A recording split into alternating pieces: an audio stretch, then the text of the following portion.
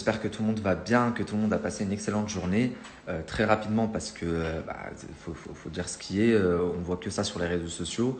Euh, j'ai bien entendu vu la polémique du moment, j'ai également vu tous vos messages. Ce que je peux vous dire, c'est que je vais faire une vidéo là-dessus. J'attends un coup de fil depuis ce matin et je serai en mesure de vous donner et de vous apporter beaucoup plus d'informations. Puisqu'apparemment, il y a énormément de choses qui sont vraies. Puisque de toute façon, toutes les personnes non, c'est faux, c'est faux. Moi, je vous dis, le fond est vrai. C'est trop gros pour que ce soit fake. De toute façon, leur agent ne l'aurait pas permis. C'est pas une fausse rupture ou quoi que ce soit. Donc voilà, je devrais recevoir tout à l'heure l'appel d'une des qui est mis en cause et qui devrait m'éclaircir sur pas mal de points. Je viens d'avoir des nouvelles à l'instant du coup de Kevin et Carla. C'est des nouvelles qui me viennent de quelqu'un d'assez proche du couple, de la famille. Je ne sais pas s'ils ne sont pas même de la même famille. Donc de ce que je sais, Kevin aurait tout cassé chez lui. Là actuellement, il serait dans l'avion pour Dubaï.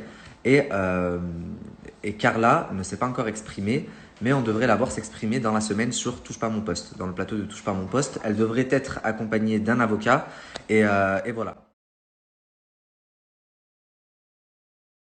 Bon, la famille, je vais vous expliquer quelque chose, mais la story ne va pas être complète parce que j'ai pas encore reçu tous les coups de fil que je devais recevoir.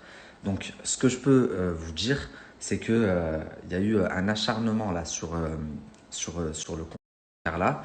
Carla n'est pas complètement innocente parce qu'elle a eu recours à de la voyance ou à des pratiques bizarres. Par contre, elle n'est pas responsable de tout ce dont on l'accuse. Ça, c'est un coup monté. Et un coup monté de qui? Envoyez-moi en DM. À votre avis, c'est un coup monté de qui? Attention, je suis pas en train de dire que Carla n'a jamais fait de la sorcellerie, que c'est faux, etc. Elle est certainement coupable de. Bah, il y a que elle qui sait réellement ce qu'elle a fait. Elle a fait des choses sombres, comme beaucoup dans ce milieu, parce qu'il y en a qui se sont réjouis et frotté les mains en mode, vous voyez, c'est pas moi la sorcière, mais vous en avez tous eu recours à un moment donné, et c'est pour ça que ça m'a bien fait rire que certaines se permettent de parler. Je suis pas en train de prendre la défense de Carla. Simplement, chez nous, là, Twitter est en train de s'enflammer et tout, mais chez nous, les musulmans sorcellerie, c'est vraiment quelque chose de très, très, très, très grave.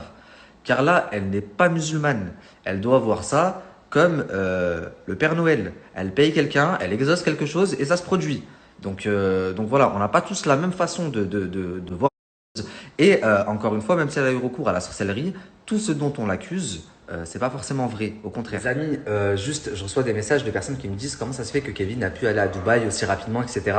Regardez le live de ce soir, ça vous sera expliqué. Il faut savoir que Kevin, c'était prévu avant que ça sorte publiquement qu'il aille à Dubaï. Lui était au courant, puisqu'il était censé venir sur Dubaï pour s'arranger avec Marc Blatta et que les vidéos ne sortent pas.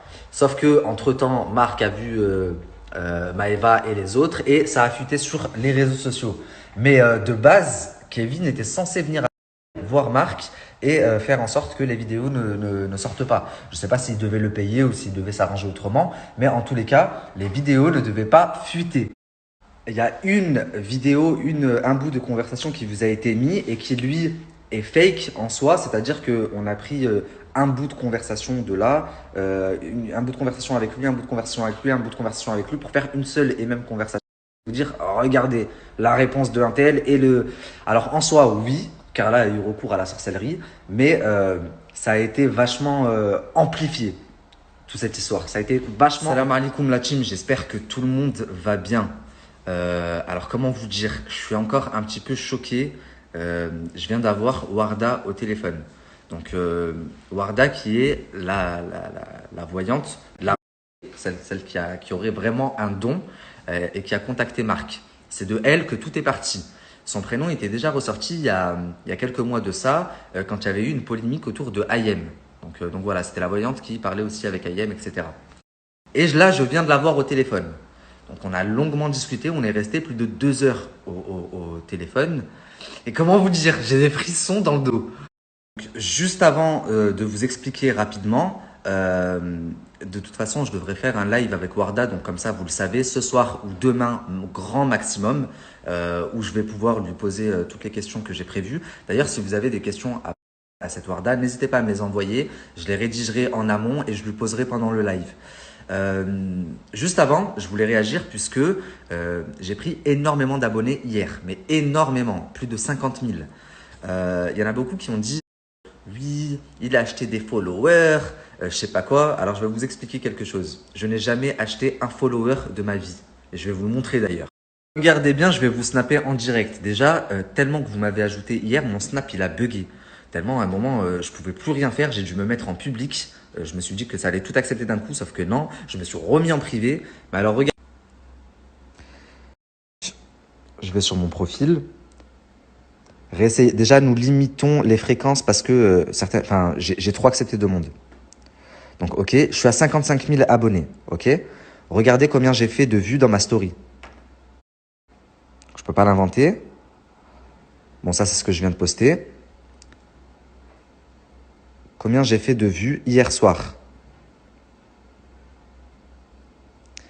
93 000,5 pour, et là, je suis à 55 000 abonnés, mais beaucoup plus, hein, j'ai pas accepté tout le monde, c'est bloqué.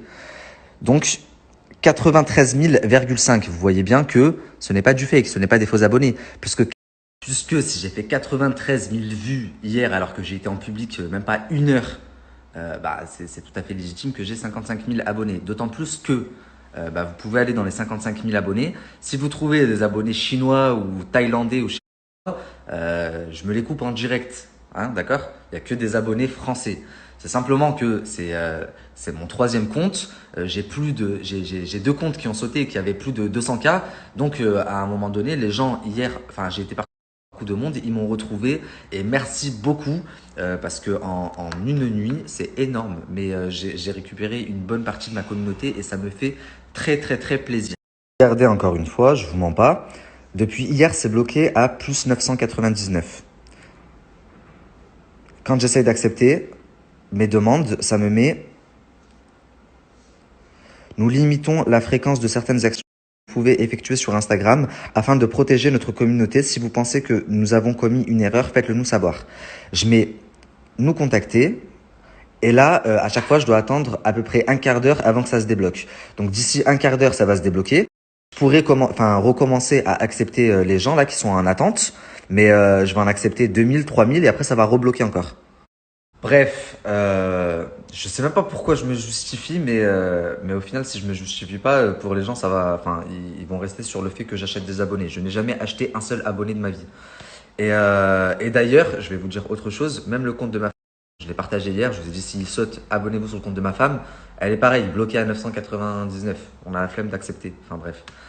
Ce que je voulais vous dire, ce soir, je fais le live avec Warda. Je vous conseille vraiment de le regarder parce que ce que j'ai appris, en plus de m'avoir froid dans le dos, c'est super intéressant dans le sens où j'ai appris énormément de choses sur tout un monde dont je n'avais aucune connaissance en fait. J'ignorais tout. Et le pire, c'est que apparemment, c'est des pratiques qui se font énormément. Donc voilà, je vous conseille de regarder le live. C'est pas sûr qu'on fasse le live ce soir, on le fera peut-être demain. Mais si on le fait pas ce soir, je vous ferai une story ce soir pour vous donner de nouveaux éléments. Parce que je l'ai eu au téléphone, je vous expliquerai un petit peu ce qu'on s'est dit. Voilà.